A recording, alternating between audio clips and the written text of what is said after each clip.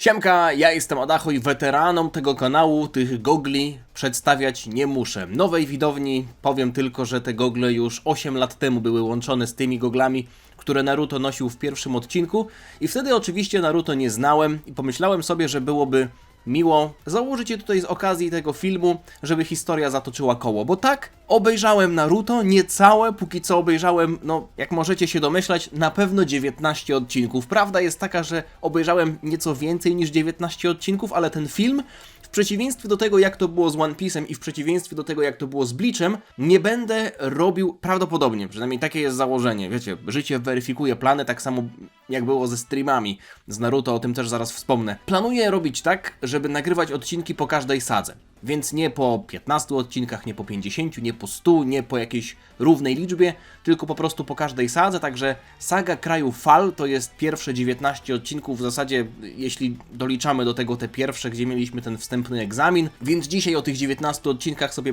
powiem wam, co sądzę o tej serii, chociaż sam fakt, że nałożyłem te gogle chyba już wam mocno sugeruje i sam fakt, że nagrywam ten film już chyba wam mocno sugeruje, że Naruto mi się spodobało. Jeszcze nie mam żadnych koszulek, także póki co zakładam zabawną koszulkę, którą pożyczyłem od Marci. Powiedziałem, że ją chcę nosić, bo jest bardzo zabawna, więc następnym razem może, wiecie, ubiorę się na pomarańczowo, żeby puścić dodatkowe oczko dla fanów Naruto. No właśnie, dla tych fanów Naruto, dla których mam i dobrą, i złą wiadomość, to nie jest live, więc nie mogę was zapytać, od której chcecie zacząć, więc po prostu zacznę od tej dobrej. Naruto spodobało mi się na tyle, że oglądam je sobie na własną rękę i mam zamiar je oglądać dalej. Więc póki co jest dobrze, nie bójcie się, to nie jest tak, że odbiłem się ze względu na ten incydent kickowy. I to jest właśnie ta zła wiadomość, bo w trakcie 8 odcinka mój live spadł z rowerka. No nie jest mi jakoś z tego powodu szczególnie przykro, bo to konto na Kiku jest takie konto, jest takim kontem do wywalenia, wiadomo jak to jest. Po zorientowaniu się trochę w tym temacie, o tym też mówiłem na live w niedzielę, jak oglądaliśmy Dragon Ball Games Battle Hour, to jest raczej obecnie niemożliwe, żeby to Naruto oglądać i też nie chcę się bawić w jakieś filtry. To będzie przerost formy nad treścią, więc z tego Kika obecnie rezygnuję, w sensie w kontekście Naruto. Naruto będę sobie oglądać sam, ale mam zamiar wam nagrywać odcinki z tego, więc dzisiaj powiem w dość luźnej wersji, w luźnej formie w zasadzie. Nie będę wam mówił odcinek po odcinku, co mi się podobało, co mi się nie podobało. Zebrałem swoje ogólne myśli, w zasadzie tylko takie punkty, o których chciałbym wspomnieć, więc będzie to totalny freestyle. Oczywiście będę wam pokazywał kadry, o których mówię, więc mam nadzieję, że wam się spodoba. Proszę o to, żebyście, jeśli powiem coś głupiego, mogli mnie prostować. Kwestia spoilerów, no to już jest po mojej stronie, bo to jest anime, które ma ponad 20 lat, więc staram się tego unikać. W zasadzie jeśli chodzi o tę serię, to widziałem kilka rzeczy, ale nie do końca wiem, co one oznaczają, więc nie wiem, kiedy one się pojawią, ale nie będę wam mówił, o co chodzi. Zacznijmy sobie od kilku słów na temat postaci głównych. Jakieś już zdanie na temat tego anime miałem i bardzo starałem się podejść do tego z czystą kartą, żeby nie było tak, że jak jakaś postać, powiedzmy w obiegowej opinii jest lubiana, to ja muszę ją lubić, a jak postać jest nielubiana, większość osób ją nie lubi, to ja też automatycznie mam ją nie lubić. Nie, starałem się tego wyzbyć, wydaje mi się, że udało mi się tego wyzbyć, ale zacznę od Naruto. Główna postać i muszę przyznać, że polubiłem go bardziej niż myślałem, że go polubię i nie sądziłem do końca, że jego charakter jest taki, jaki został przedstawiony dosłownie już w pierwszym odcinku, w pierwszych chwilach, bo wydawało mi się, że Naruto jest takim nieco bardziej, może poczciwym bohaterem, ale nieco bardziej dojrzałym i mniej problematycznym, a tu się okazało, że jest on po prostu takim ananasem, huncwotem, takim nadal poczciwym, ale jednocześnie trochę głupiutkim chłopcem. No ja wiem, że oni tam mają 12 lat, bo powiedzieliście mi, że oni mają 12 lat, więc ja w wieku 12 lat, w 2009 roku, nie powiem, że jadłem piach z piaskownicy, ale biliśmy się z kolegami na przerwach w piachu, więc myślę, że tutaj Naruto jest jak najbardziej usprawiedliwiony. Ja oczywiście mogę go oceniać z mojej perspektywy, ale jeśli on ma 12 lat, ja go rozumiem i muszę przyznać, że teraz ma więcej sensu to, że jest blondynem, bo teraz sobie przypominam o tym, jak Chichi zobaczyła, że Gohan jest gołąb, mi siada na parapet, super. Chichi zobaczyła, że Gohan jest blondynem, to od razu pomyślała, że jest on hultajem, ze względu na to, że w japońskiej kulturze blond włosy, jeśli w ogóle występują naturalnie, to bardzo, bardzo rzadko i zazwyczaj to oznacza, że ktoś się przefarbował i to oznacza, że jest jakimś tam właśnie ananasem, huncwotem, rzezimieszkiem, jakimś bandytą ulicznym i Naruto sprawia wrażenie takiego właśnie rzezimieszka, natomiast jest on sympatyczny i w zasadzie to jego zachowanie, to jego uosobienie w 100% albo w 90% wynika z jego przeszłości. Z tej chęci bycia zobaczonym, zauważonym, zaakceptowanym. Myślę, że każdy z nas w szkole, albo może nawet w klasie miał taką osobę, która w domu nie miała za dużo uwagi poświęcanej, więc próbowała w szkole to trochę nadrobić. Była takim błaznem i często taką osobę się ocenia powierzchownie, przez pryzmat tego, w jaki sposób się zachowuje i łatwo jest w ten sposób kogoś stygmatyzować, ale jeśli się spróbujemy zagłębić w jego historię, zagłębić w jego sytuację rodzinną, to odpowiedzi mogą się nasuwać same. Idę dalej. Sasuke. Właśnie, czy to się czyta Sasuke? Bo ja tak żyję do tej pory w przeświadczeniu, że to się czyta Sasuke, mimo tego, że pisze się Sasuke. Ale oni nie czytają Sasuke, ale też nie czytają do końca Sasuke. Oni czytają Sasuke. Jakby to U było tam bardzo delikatnie zaznaczone. Więc wydaje mi się, że będę to czytał tak jak większość, tak mi się wydaje, że Sasuke. Tak to Sasuke. Sasuke. No. Osłuchałem się już trochę z tym, więc wybaczcie mi, jeśli nie czytacie tego w ten sposób. Postać na początku bardzo nudna, irytująca. Czy to jest dobre słowo? Nie, raczej nie. Po prostu jest to postać, która była do granic możliwości taka edgy, jak to się mówi, czyli taka fajna na siłę trochę. Zachowuje się na starszego niż jest, wydaje mu się, że jest jakimś fajnym gościem, silnym, takim cichym chłopakiem, za którym latają dziewczyny, a którego nie lubią jego rywale. No w zasadzie tutaj Naruto go najbardziej nie lubił. Mimo wszystko trochę się to wyjaśniło w momencie, w którym Kakashi pytał ich o ich motywy i tak dalej, o cele. W przypadku Sasuke to raczej był właśnie cel, a nie marzenie. Czyli zemsta, w zasadzie zabicie jakiejś konkretnej osoby za wybicie jego klanu, bodajże tak to było, odbudowanie jego klanu Uchiha. Trochę motyw Kurapiki. No nie? Też poznajemy Kurapikę jako gościa z Huntera, jeśli nie kojarzycie. Znany z tego, że miał czerwone, też szkarłatne oczy i Kurapika próbuje zemścić się na ludziach, na trupie fantomu, która wybiła jego ludzi, więc motyw Kurapiki jest tutaj bardzo mocno zaznaczony i wydaje mi się, że tutaj można powiedzieć, że jakaś inspiracja drobna mogła wystąpić, bo Naruto, z tego co wiem, jest z 2000, przynajmniej anime, z 2002 roku, a Hunter z 99. Chociaż manga jest, kurde, od 99.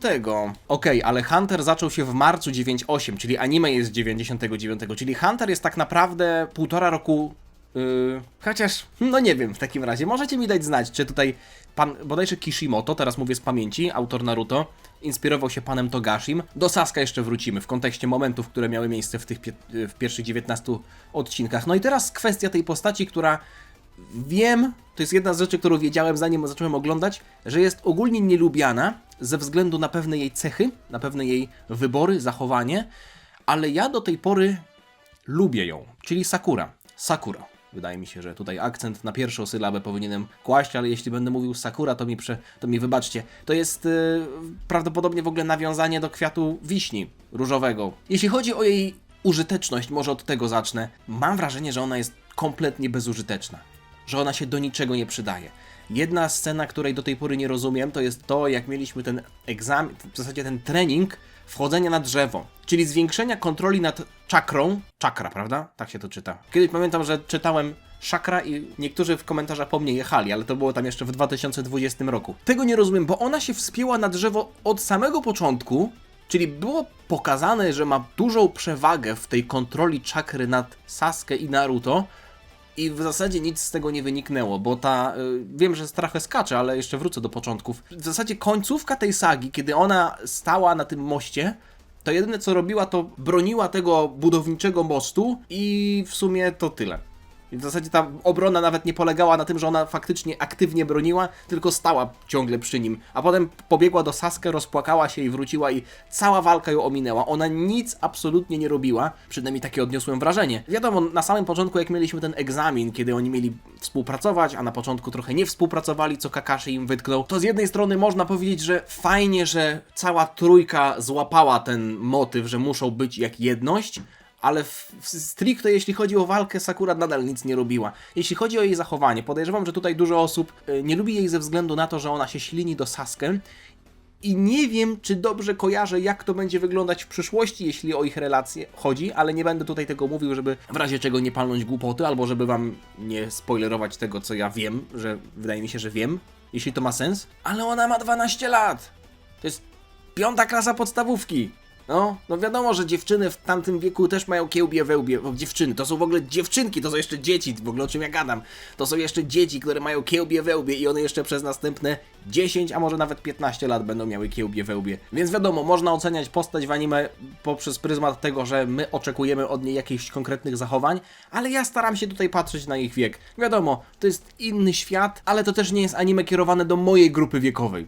Przynajmniej na początku, nie? No to jest zwykły shonen. Iruki, czyli ten Ireneusz, ten pierwszy, powiedzmy, nauczyciel Naruto. W zasadzie to trochę żałuję, że nie mieliśmy go więcej. Podejrzewam, że będzie trochę go więcej później, bo wydawał się bardzo sympatyczny, niezwykle wyrozumiały. Polubiłem go od samego początku, tylko że w zasadzie miejsce tego nauczyciela zajął Kakashi, którego też bardzo lubię. I wydaje mi się, że ten motyw Kakashiego jako takiego trochę wyluzowanego nauczyciela, który jest jednocześnie bardzo silny, trochę tajemniczy, bo ma swoje, wiecie, pod opaską chociażby, albo pod tymi bandażami ma swoje tajemnice. Sobie taką teorię wyklułem w głowie, że kwestia tych bandaży na twarzy może wiąże się z tym, że ninja nie mogą okazywać swoich emocji, więc w ten sposób trochę maskują ruchy ust i w ogóle mimikę twarzy, więc to nie wygląda tak, że Kakashi na przykład ma, nie wiem, wrzątek mu się wylał na twarz, jak miał 4 latka, i wstydzi się pokazywać twarzy, bo potem widzieliśmy tego, mam to gdzieś tutaj zapisane, jego imię, Zabuza. On też miał zasłoniętą twarz, nie? Mimo tego, że miał normalną twarz. To była raczej kwestia tego, że ninja w ten sposób się maskują. Tak stawiam, więc możecie mi powiedzieć, czy to prawda, czy to nie. Jeśli to nie jest prawda i się wiąże to z jakimś spoilerem, to tego spoilera możecie mi nie pisać. No i ta kwestia z odsłonięciem Sharingana. Wydaje mi się w ogóle, że ja starałem się dobrać jakąś postać z innego anime, która bardzo przypomina mi Kakashiego, bo mówię, ten motyw jest dla mnie znany, ale wiem, że to jest naprawdę stara manga, więc jeśli miałbym porównać go chociażby do Gojo z Jujutsu Kaisen, to wiadomo, że Gojo jest znacznie nowszy, więc to raczej Gojo inspirował się Kakashim, ale trochę mi tak to przypomina takiego gościa, nawet aparycja jest nieco podobna, tylko że Gojo ma zasłonięte oczy, Kakashi w zasadzie ma wszystko oprócz jednego oka odsłoniętego i potem odsłania i się okazuje, że te oczy ma specjalne, tak samo jak Kakashi odsłonił tego Sharingana. To była jedna z fajniejszych akcji i też wydaje mi się, że tutaj jeszcze będzie dużo rzeczy do odsłonięcia, bo na tych Sharinganach opiera się pewna duża część fabuły. I też same Sharingany się różnią, bo mieliśmy Kakashiego, który miał jednego Sharingana, czyli jedno oko, z tymi 3 takimi przecinkami, a potem jak Sasuke odblokował Sharingana, to w zasadzie odblokował, można powiedzieć, 2 Sharingany?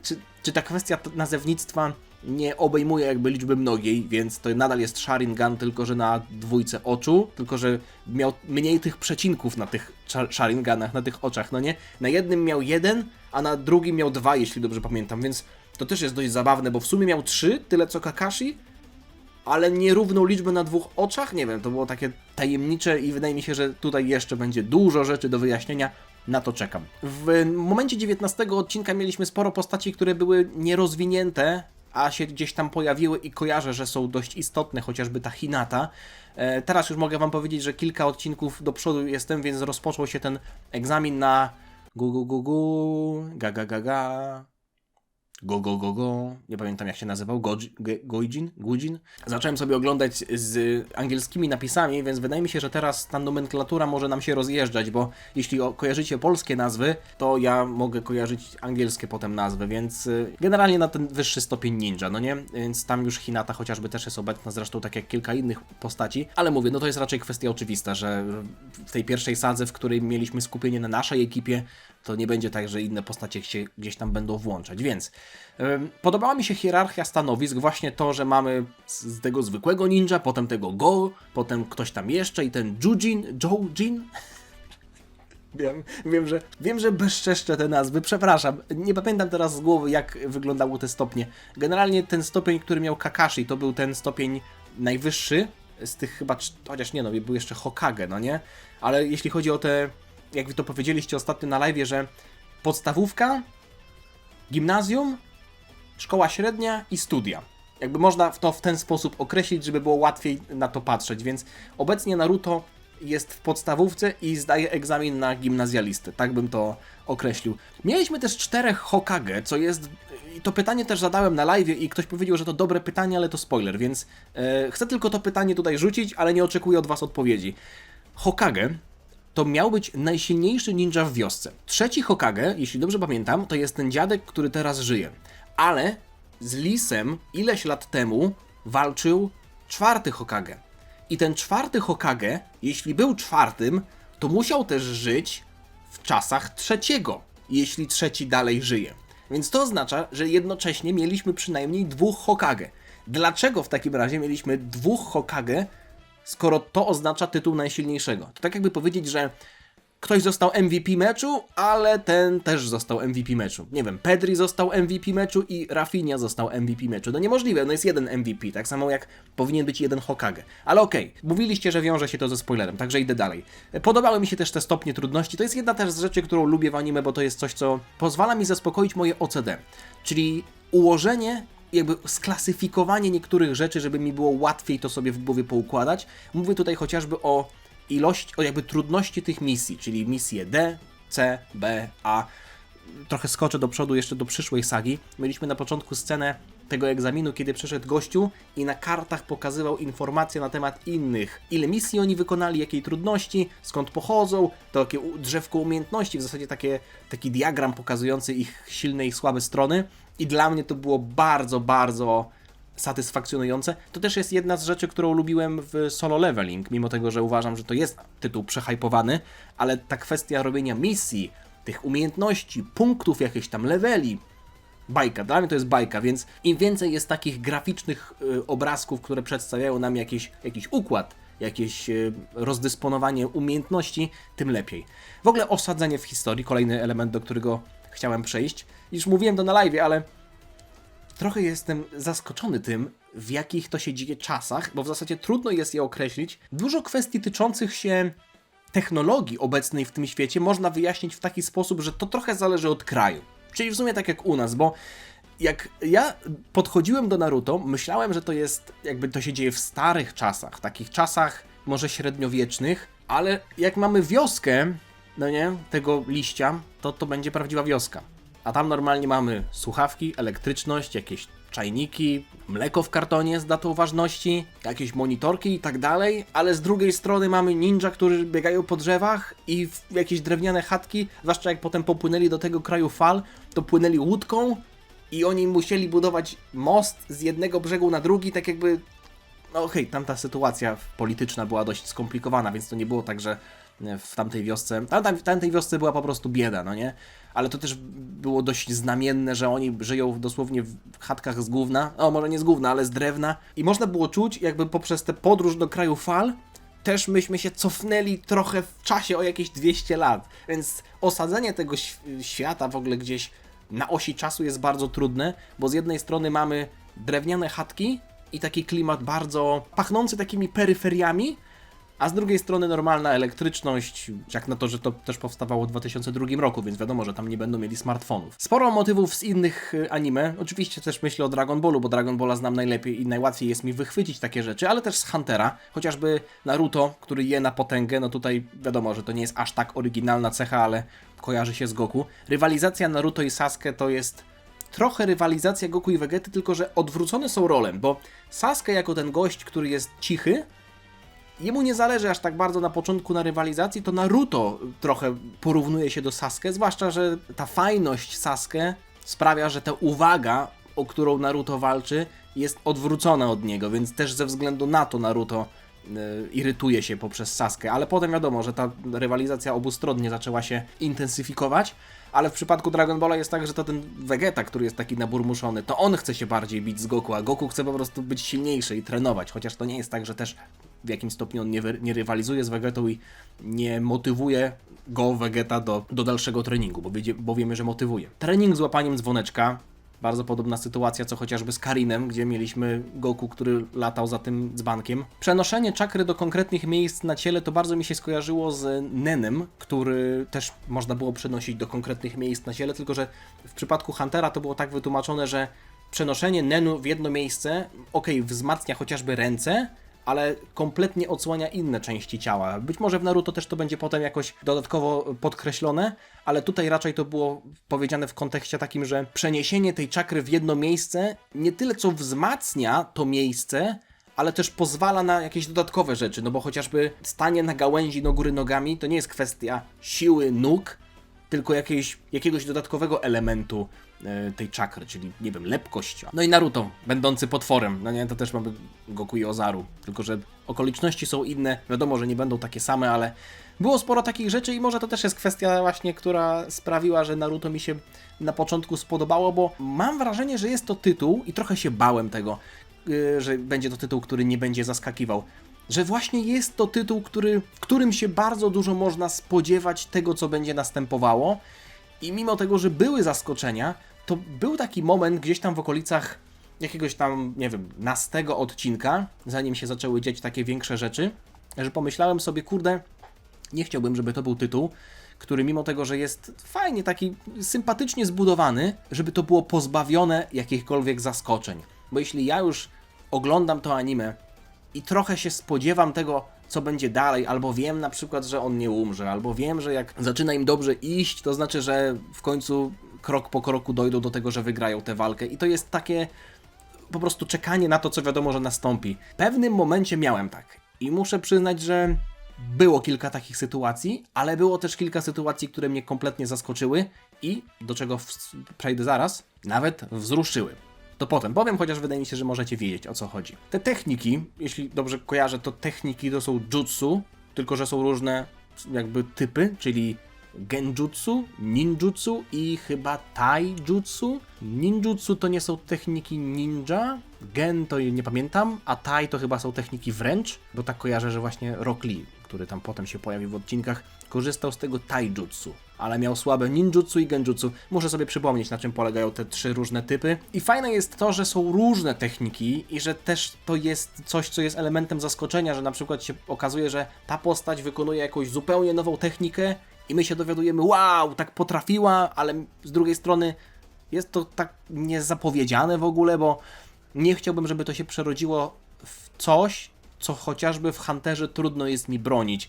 Techniki, które są kompletnie wymyślone z dupy, czyli w Hunterze była technika, którą miał Knuckles, która sprawiała, że pojawiał się taki duszek, który nakładał dług Nenu na przeciwnika.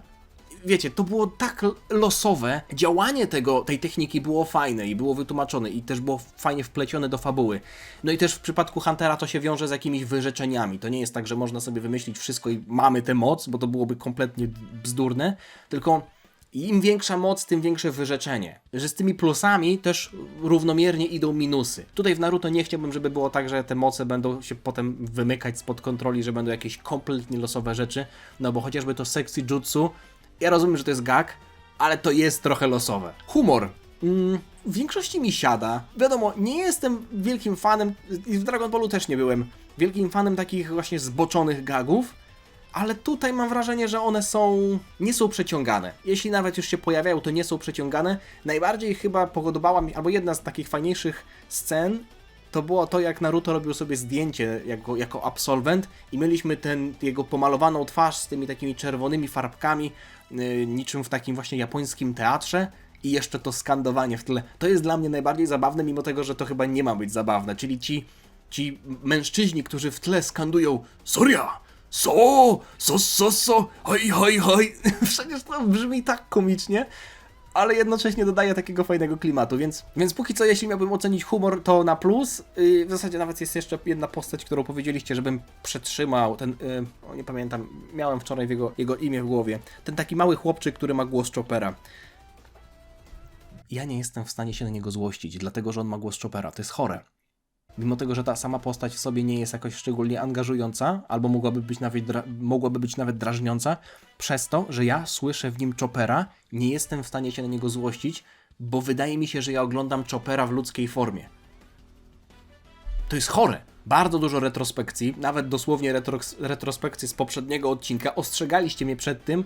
Nie jest na tym etapie historii to jakoś szczególnie drażniące, Zwłaszcza, że sobie po prostu to przewijam ewentualnie. Był taki odcinek, który do 8 minuty pokazywał to, co się działo, nawet nie od poprzedniego odcinka, tylko od samego początku, już tam na moście. Ja mówię, co jest kurwa ty? 8 minut...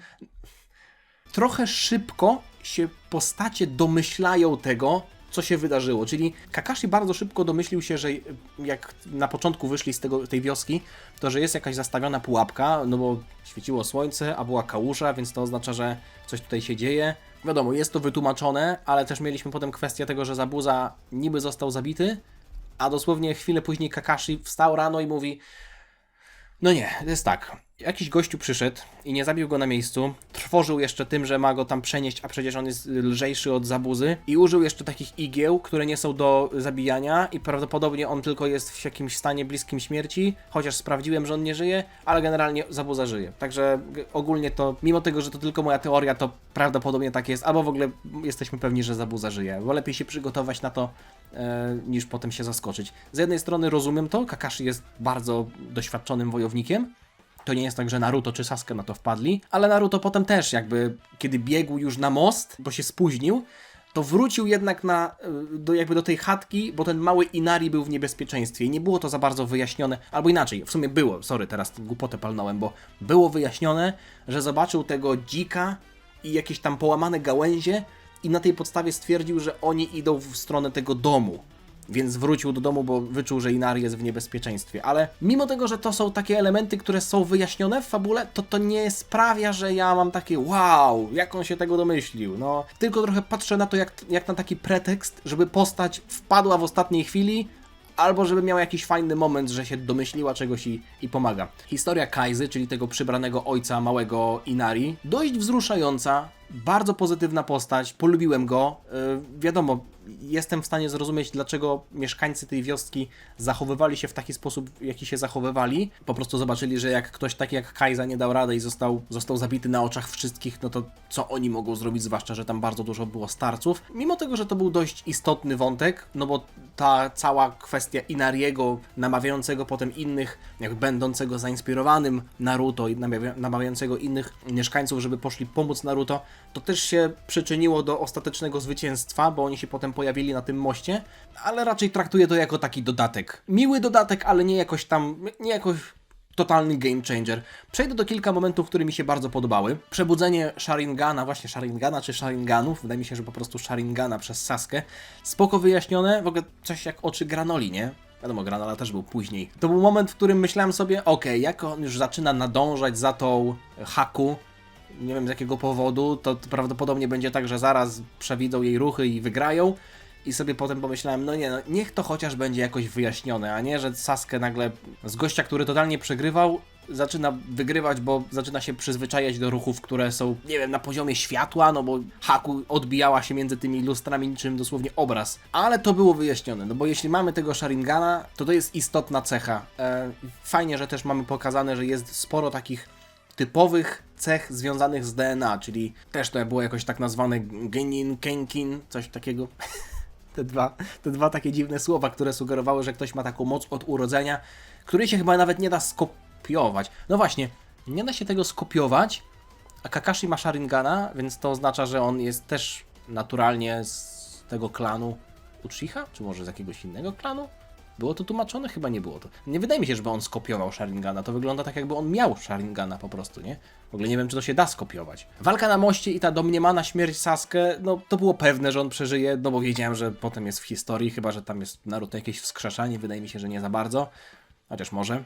Nie ruszyło mnie to zbytnio, ale byłem ciekawy wyjaśnienia i z tego co rozumiem, to było to wyjaśnienie takie samo, co z tą domniemaną śmiercią Zabuzy. Ale chyba mój ulubiony element całej sagi, czyli tych 19 odcinków, to jest transformacja Naruto. Miało to trochę vibe Gona z Huntera pod koniec sagi Mrówek, ale ten moment robiła i muzyka, i animacja, i w ogóle zmiana zachowania Naruto, reakcje innych na tę nową moc. Wizualnie to naprawdę było spoko, plus też jest tutaj duży potencjał fabularny, bo ta transformacja nawet leczy rany Naruto, więc to nie jest tak, że on się wzmacnia, po prostu jest silniejszy, ale też jest kwestia pewnie kontroli nad tą transformacją, co potem będzie, podejrzewam, rozwijane.